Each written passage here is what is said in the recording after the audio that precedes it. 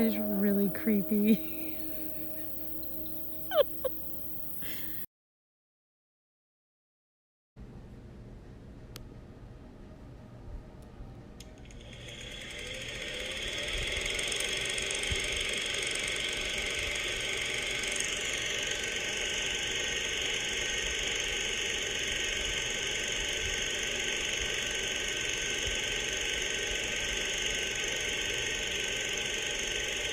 Goliad is a small town in South Texas that resides right along the San Antonio River and can be found about an hour north of Corpus Christi.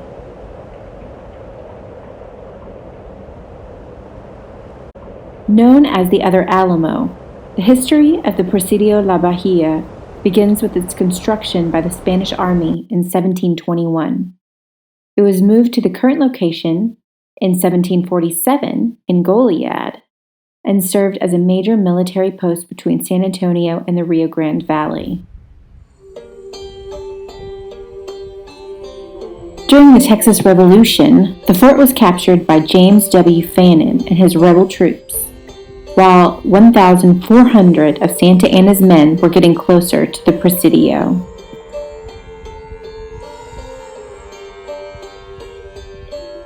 Colonel Fannin and his men renamed the Presidio La Bahia. They called it Fort Defiance and occupied the stronghold for months. General Sam Houston warned of the continued occupation of the fort.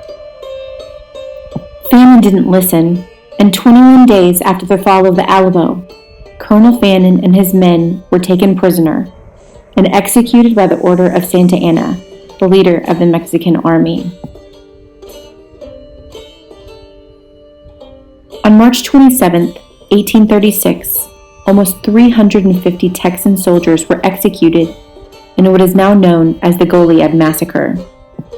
Early in the morning of Palm Sunday, after a week of captivity, the prisoners were unceremoniously marched out of the Presidio and separated into 3 groups. The men were told conflicting stories about their destination. Half a mile down the road, the Mexican soldiers opened fire at close range. Some men were able to escape by jumping in the San Antonio River.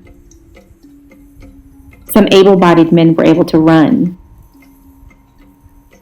But for most, there was no escape. Back at the Presidio, the men who were already sick and dying were gunned down in their beds, while others were dragged out to the small courtyard adjacent to Our Lady of Loreto Chapel and shot. Colonel Fannin was left for last. He requested to be shot in the heart, given a Christian burial, and for his watch to be sent to his family. Sadly, this request was not given. He was shot in the face, his body burned, and his watch stolen as a war souvenir. There was a woman, now known as the Angel of Goliad, who heard about the planned executions and was able to plead with the commanding officer to spare whoever he could.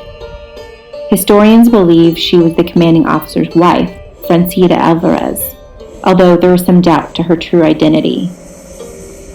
It said she saved around 140 prisoners before the executions began.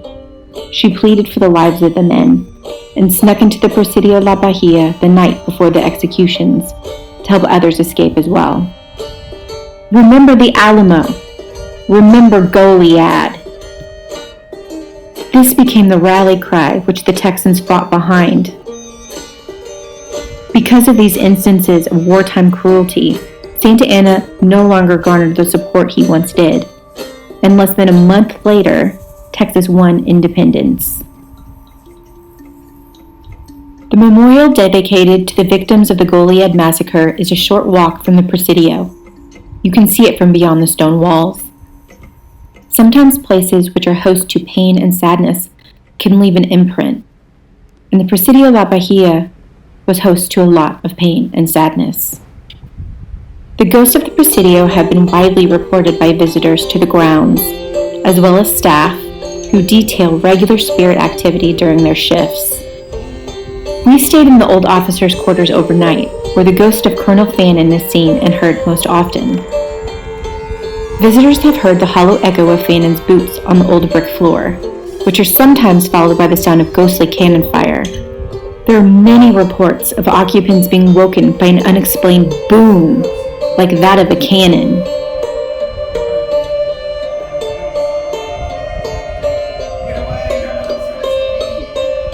Outside the officers' quarters is the courtyard where many lost their lives. Some have claimed brief visions of blood splatter on the rock wall, which is etched with bullet holes from the executions that took place within the Presidio.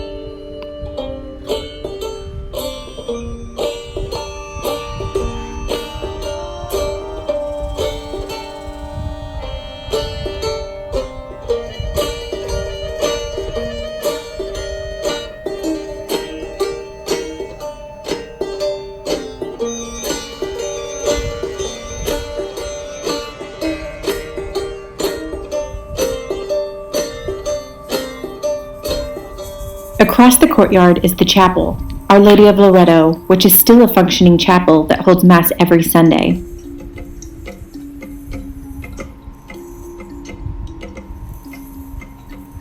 There's an eerie quiet to the chapel, like it holds many secrets that it dare not tell.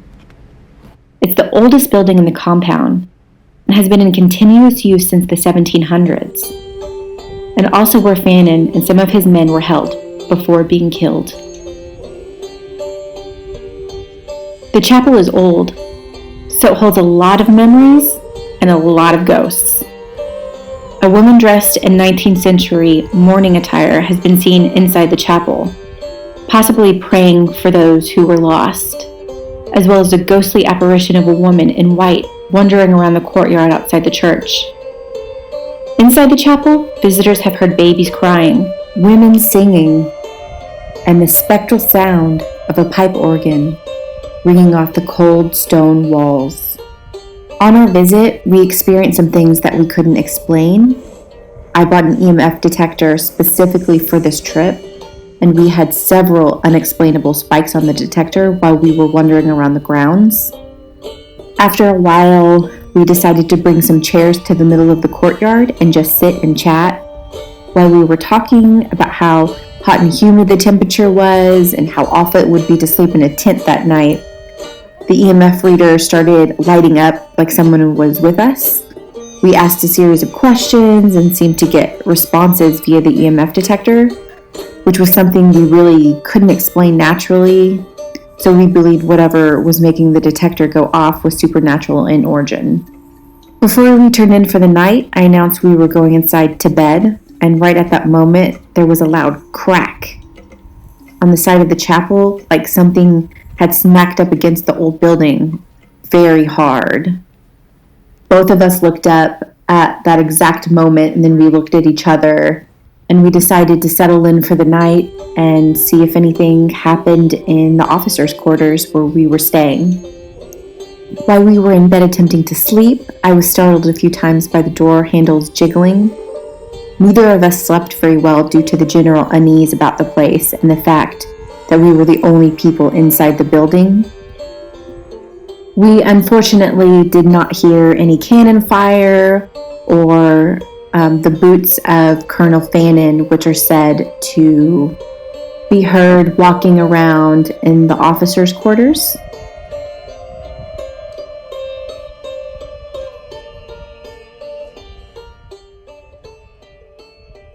The whole experience was incredible. I would love to stay at the Presidio La Bahia again in the near future. The amount of history and legend that resides within those walls is so overwhelming. It really should be on everyone's bucket list. Another fun fact I learned was the Texas Declaration of Independence was signed inside of the Our Lady of Loreto Chapel. So that's pretty cool. Thank you so much for watching my video, and I'm very excited with the future of Texas Local Stories. I hope you like and subscribe so you can follow me on this journey. And let me know in the comments, would you stay at the Presidio La Bahia overnight? Let me know what you think. Y'all have a great day. Now we move into the spooky part of the night.